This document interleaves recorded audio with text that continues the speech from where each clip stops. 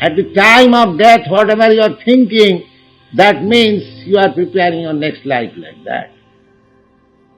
Therefore the whole life shall be so processed that at the same time, at the end of our life, we can at least think of Krishna.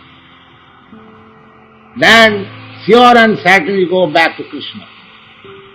This practice has to be done.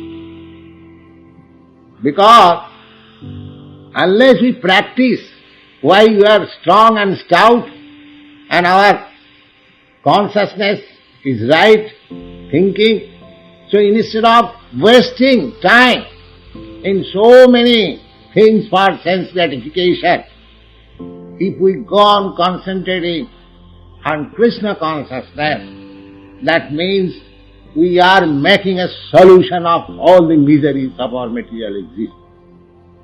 That is the process, Krishna consciousness. Always thinking of Krishna.